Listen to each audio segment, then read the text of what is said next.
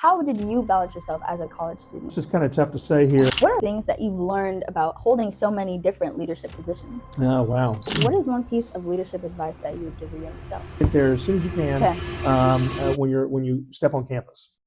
Hello everyone, my name is Haven Anazi and I am your host for Lunch with the Boss, a series dedicated to learning about the stories, the lessons, and the mindsets behind some of the world's greatest leaders. Today I'm here with Dr. Steve Sutton, Vice Chancellor of Student Affairs at Berkeley. How are you doing today? I'm doing great. Awesome. Looking forward to our conversation. I agree. Now, for anybody that's watching who may not know too much about you, do you mind giving us a brief introduction about yourself? Sure. So I've had the honor to work in higher education for almost 40 years. Wow. Not quite 40 years. I started off as a student leader when I went to college at a big state institution. And like many college students, I struggled to sort of navigate the institution. But then I found my community. I was an RA for 3 years, and that's what helped me get into this profession of student affairs. Wow, that's really impactful. I really love that. So going into our first question, obviously being at a school like Berkeley, very big, everyone's very ambitious, and there is quite a lot of pressure to kind of figure out what kind of career you want to go into. Absolutely. With that said, how important do you feel it is to figure out the perfect career for you right now? Well, there is a lot of pressure at Berkeley and many institutions to get it right the first time, right? And you got to come in knowing what you want to do. There's also a lot of imposter syndrome, right? Where you have people who've done great things already, by the time they turn 18. Right. But, one of the things that we say in admissions is we don't make any wrong admissions decisions. And I stand by that. I believe that very strongly, that that's actually true. And we look for potential, right? We look for people who come in and change the world. Right. And it's really, I think, part of our responsibility to help you discover what's best for you. So that's why we have things like the discovery experiences, and we have things like internships. So you can do some exploration and sort of figure out what exactly you want to do. There are so many jobs in this world, even the job that I had. I mean, I didn't go to college wanting to be a Vice Chancellor of Student Affairs. I never knew that even existed. Right? So, but I discovered along the way, because of the experiences that I had, the interest that people took in me, the opportunity for mentorship. And so we want to provide that collection of experiences for you as a student, so that you can discover what your fit is, what you want to do in this world. So there's no pressure to get it right the first time. I know oftentimes we do pressure ourselves to get things right the first time. The beauty is in being able to explore a lot of different things. I love what you mentioned about imposter syndrome, because as a freshman, trust, I am feeling that imposter syndrome. Yeah. Do you have any tips for anyone who is struggling with imposter syndrome and how to kind of get out of that and move forward? Yeah, that's a great question. And I think part of it starts with you finding your community, right? Finding people that like the Afro Floor, in Unit 1, where you can actually get to know other students. You develop relationships with them. I mean, the residence halls are a great place for finding your community, establishing relationships, being willing to talk to people about the things that you're challenged by. I mean, that's one of the things I think that, as I look over my career, one of the things that's changed is that today's college students are willing to talk about some of those fears, some of those anxieties, some of those stressors. And I think that that's very healthy, right? Because it gives you a chance to hear that you're not the only one. You're not the only one struggling with these kinds of things. Right. We have lots of resources for you as a college student, like many college campuses do, people that you can talk to. The Center for Support and Intervention. We have people in counseling and psychological services. You've got your RA, you've got your resident director, you've got so many people, your academic advisors. So there's a lot of people that are willing to listen to you and help you manage that stress and anxiety and then imposter syndrome. Seriously, the amount of opportunities at Berkeley, it seems endless at this point. I have a question about balancing everything. Obviously at Berkeley, it seems like everybody's doing a little bit of everything. And to your point about exploration and kind of figuring out what it is that you like, how did you balance yourself as a college student with all of your extracurriculars and being in an RA and things like that? Yeah, well, it was hard. It was hard. For me, exercising is something that I've always loved to do. Getting out, playing basketball, running, swimming, things like that. My first job in college is I was a lifeguard. And so in order for me to keep my job, I had to swim, to stay in shape, because they would test me to see if I, could be a good lifeguard. And so I think you have to sort of kind of figure out what it is that will help you keep that balance. We have so many great cafes around Berkeley. We've got the Berkeley Hills where you can walk up and go, just go for a nice long walk. Right. We've got the city. This is one of the reasons that many students get involved in clubs and organizations, right? Or RSOs, the registered student organizations, is so that they can actually, meet other people who have similar interests and then just engage in some fun, right? College is supposed to be fun. But we don't oftentimes talk at Berkeley about it being fun, Right. because we focus on kind of the challenges that come with being a college student. We want you to have fun too. Yeah, absolutely. And I think that would be a part of the student experience. So it is. Yes. Before this interview, I was doing a lot of research about you, and I came across an interview where you said you wanted to reimagine the student experience. That was one of your biggest goals. So how has that shifted for you in the past 6 years since that interview? And what are you looking forward to? Yeah, I remember that interview. And that seems like a long time ago, right? That was pre-COVID. Right. Right? And pre a lot of other things that we're dealing with these days. Part of it comes from my own experiences as a student, even though it was a very long time ago. I was the first generation college student myself. I grew up in a small community in Southern Ohio. I went to a big state institution, and I struggled to kind of find my path and where I was going.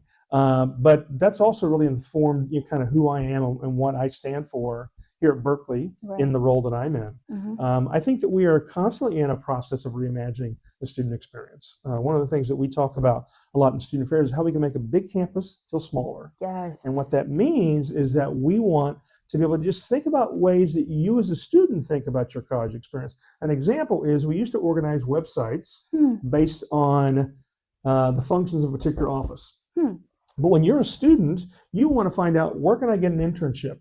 So you might not necessarily know to go to this office to look for an internship, and then that office to look for an internship, and then the third office to look for an internship. You want one landing page that talks about where you can find internships. Right. So that's what we have. We've tried to move in that direction to make the navigation easier for you as a student. That's one example of reimagining the student experience. Yeah, it's very innovative. I love that. And I love the fact that I can find internships very easily. Come on, summer, catch me. You work with very large and diverse teams as Vice Chancellor of Student Affairs. So was that always your intention to work in such a big team? And how do you lead so many people and make sure that everyone feels seen and heard and valued? Well, it's a team effort, right? I mean, I can't claim that I know all the answers when it comes to issues of diversity. I mean, at Berkeley, one of our core values is diversity is important, right? And as you know, if you're following what's happening in higher education right now, what's happening in the world is there's challenges related to diversity, right? In terms of, is this really a good thing? I feel very strongly that's a good thing. And people that work with me also feel very strongly that's a good thing. And what I mean by that is that we are stronger when we have different points of view, different perspectives, different faith traditions, different lifestyles, different experiences that people have that help make us a stronger institution and a stronger organization. Yeah. What is one piece of leadership advice that you would give your younger self? Oh, wow. Okay. Wow, there's just so much. My younger self, I would say, take your vacation days. I didn't do that so much when I was younger because I was so focused on just working hard. But one of the things that is, I think, different in today's world is that we are really cognizant of the need to focus on our mental health and focus on doing things that bring you joy, right? Whatever that might be, right? So whether it's, again, we talked about taking a walk or hanging out with your friends or listening to music or reading a book, or maybe you play the piano. So whatever it is that's going to bring you joy, those are the kinds of things that I would encourage my younger self to just lean into that a little bit more, because I think that would have been important for me. I did that, but I think I probably could have done it more. And also, too, I think just focusing on relationships. Relationships are so crucial. I feel very blessed to have people that I have known for 20, 30 years, not only here on campus, but in other institutions. And that really is something that I feel blessed by. And I would just double down on that in terms of my younger self. Yeah. Is it true that you feel joy watching baseball? And what's your team? Oh, my goodness. Well, I grew up in Ohio, so Cincinnati Reds. Yeah, all right. Is my team. But, I love sports. Yes, okay. And I do love baseball. I love college football probably more than baseball. Really? Okay. I'm a huge college football fan. Yeah. Who are you rooting for? Well, this is kind of tough to say here because, at Berkeley, I should say the Bears, right? Right, but my alma mater is Ohio State. Okay. So I know that that's kind of a tough thing to say in front of probably millions of people. We won't take it personally. But, we won't take it personally. It's that's okay. just, I have to, So I root for the Bears. Okay. But I also root for the Buckeyes too. Okay. They don't play each other very often, so that's a good thing. Yeah. Okay. Awesome. Admission season is over at this point, and we have a lot of new baby bears. If you could give one piece of advice to them, what would that advice be? One piece of advice. Wow. Well, Berkeley is so rich with so many opportunities and so many things to do, things that even I don't know about. And I've worked here for over 20 years, right? And Yeah, so, and maybe you don't know about as a student because, you're still learning about all the things right. that you have access to. I would say come here with a completely open mind, being willing to just experience all the things that we have. Be open to taking liberal arts courses, right, that may expand your worldview. Yeah. Be open to discovery experiences that may help you learn something about yourself that you don't already know. Be open to maybe starting your own registered student organization just because you want to. Yeah. Right? So there's lots of things I think that you can experience here at Berkeley, and I just encourage students to lean into all the great things we have here. So take opportunity and seize your moment type of thing. Right. Awesome. And keep balance, right? I mean, Right. you can't, at the beginning of the year, I'll ask students how many RSOs they've signed up for, and if they say, well, I signed up for 2 or 3 or 4, No, that's not too bad. And if they've signed up for 15, I'm like, wait a second, Right. out. That's Come a little on. too many. How are you going to go to 15 different meetings each week or Right. every week, et cetera? So Right. you have to sort of temper your goals. There's things that you can change over time, Yes. but you have to start off, and being realistic. I agree. I was definitely one of those freshmen that came in very overly ambitious. I'm like, I'm taking 16 units. I'm going to take all of these clubs. I was getting like 2 hours of sleep for about 3 weeks. And then I said, no, something has to give at this point. It's not working. Okay. So we talked about you being an RA in college and then obviously Vice Chancellor of Student Affairs. You're a very big leader here on campus. So what are things that you've learned about holding so many different leadership positions? One is to hire great people. I feel like one of the parts of my legacy, if I can even say that, about being here at Berkeley, because someday I will retire, Right. is that I've had the opportunity to hire great people. And we've got some amazing leaders that I have a chance to work with day in, day out in student affairs, and that's across the campus as well. And so I think that's one thing that's really crucial. I would say, humility is something that's really important. The fact that you need to, as a leader, remember that you don't have all the answers. Right. That we all have blind spots. We all have things that we need to work on. Feedback is a gift. When somebody's willing to give you feedback, be willing to take it and think about it, ponder it. Maybe talk to others about what you've heard, people that you trust, and then use that to get better as a leader, right? And then the third thing I would say, I really just enjoy what I do. Yeah. Right. And, there was once upon a time I thought I wanted to be a dentist. Really? Yes. I have my undergraduate degree is in microbiology. Wow. Come on. And so I kind of took a career turn after being an RA. And I thought, well, maybe I'll come back to wanting to be a scientist or a dentist someday. Yeah. But I haven't, because I really enjoy being on a college campus. Right. I love working with college students. Yes. I love just seeing the optimism and the excitement and just the positivity that college students bring when they show up on campus. And then at graduation, when I have a chance to help escort the graduates into the stadium for graduation, it's one of the greatest moments I have each and every year because people have, they've been here, they've toiled for 4 years plus, they've got lots of experience, they've got lots of highs, they've got lots of lows, and they are successful, and they're here enjoying that with their family members, their parents, their cousins, their grandparents, their children, whomever it might be. Yeah, I love that. So you seem like a very big community guy. Yes? Absolutely, yeah. Awesome. How would you say somebody should find their community or could find their community here at Berkeley? We have some structure set in place, like theme programs, for example, create community. That's part of the design, part of the purpose. We have, like bridges, for example, our recruitment and retention centers also create tremendous community. That's an example. RSOs create community. Being a student worker in an office can also be a place of community for you. So, one of the things I'd like to study, which I haven't quite figured out how to best do this, is, how many communities are students part of? Right? I mean, because they are part of multiple communities, right? Sometimes if you're a student athlete, for example, your schedule is very structured, so you might not have more than one community. You may just have 1 or 2 communities, but other students who are in leadership roles may have multiple communities. Yeah. The thing we don't want to have happen is for a student to not find their community. Right. And so, we're constantly trying to just be mindful of how we can help find those students who maybe are struggling in finding their community, and then maybe give them a little nudge so that they can then find the group that's going to help them feel like they belong. I kind of want to go back to the point that you made about making a big school like Berkeley feeling more small and tailored. I know a lot of students here at Berkeley obviously want to stand out in such a big school. Do you have any tips for that? Yeah, that's a great question. How to stand out at a big school. Yeah. It's not easy. There's no doubt, right? But I would say that, just trying to get out there, get out of your comfort zone a little bit, be willing to really think about, what is your definition of standing out, right? I mean, there's lots of awards we give this time of year, to student leaders and at graduation, commencement, etc. And oftentimes we don't give out multiple awards; we give out one, right? So that's a very small community of one person, and I think that we want students to feel good about the experiences they've had and the sense of success that they've had while being here at Berkeley. So, I think there's lots of ways to stand out. I think thinking about what standing out actually means is important.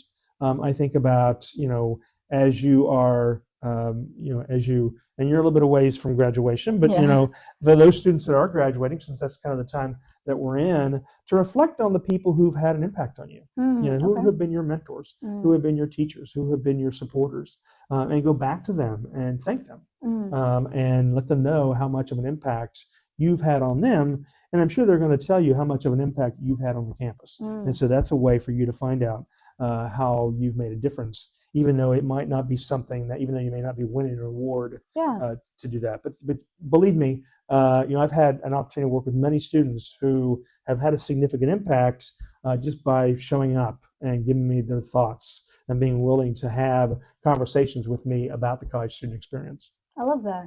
Obviously, the Berkeley campus is so big. Yeah. There are so many places to study, so many places to get work done, to meet people. So what are some of your most underrated, favorite places on and off campus for students to go? Wow. I'll start with off campus. Okay. I'm not sure if it's underrated, but right across the street, Cafe Milano. I love to go there almost every morning. Talk to the guys that work there. I meet lots of students there, other staff members, people that come back to campus who want to visit. So it's a nice place. It feels very homey. It's very close by. I like that. I love Steve's Korean barbecue. Not just because it's called Steve, but because I love Korean barbecue. Right. Me so too. it's really good. I go there maybe once a week. And so maybe not quite once a week, but often. Yeah. So I like it. On campus, there's just so many cool places. If you go to the Student Union, for example, they have the patio on the second floor. You just walk around. Go up to the Tilden Room. I don't know if you've ever been to the Tilden Room. Yes, it's beautiful. Go up to the Tilden Room, top floor of the MLK. On either side, you can walk out on the patio there. You can look west. You can look towards the Berkeley Hills. There's so many cool places there. If you ever have a chance to go to the top floor of the football stadium, that's also a beautiful place. It looks west. And it's just amazing. The Campanile is fantastic, right? Because you can get a whole 360-degree view of the Bay Area, assuming it's not a cloudy day. Right. And as a student, you get up there free with your ID. Yes. So that's a good thing. Staff too, I believe, go free, and faculty. So those are some of the great places, I think, on campus. And then obviously at Berkeley, you were dropping some of the resources that we have. We have so many. So what are some of the resources that you feel like are kind of underutilized that students should take advantage of? Yeah, there is so much, right? There's so very much. I'll mention two, and I'm not sure I would say they're completely underutilized, but they're growing. I would say that. Okay. The Career Engagement Center. You need to get there as soon as you can. Okay. When you step on campus, right? I encourage first-year students, go to the Career Engagement Center, because that's a place. It's called Berkeley Career Engagement, because you want to kind of build your credentials, resume, get help in terms of internships. Think about what you want to do once you leave Berkeley, and so that's a place that I always encourage students to go to as soon as they can. The other is something that's located here in Sproul Hall. It's called the Center for Financial Wellness, and this is a resource that's growing, and it is a resource where it helps students in terms of just learning how to manage their finances, learning how to know those things we don't always teach you as a college student, right? You just kind of learn them as an adult, but they're things where you can get guidance. It's a peer program, so there's students talking to other students about how to just do all the things related to money, finances, etc. that you're going to need to know once you graduate from Berkeley. I'm assuming like taxes and things like that too as well. Yeah, absolutely. Yeah. Wow, yeah, that's great. Okay. Dr. Sutton, we are nearing the end of our interview today, and I always want to ask our guests, what is one quote that you live by that you feel like others should too?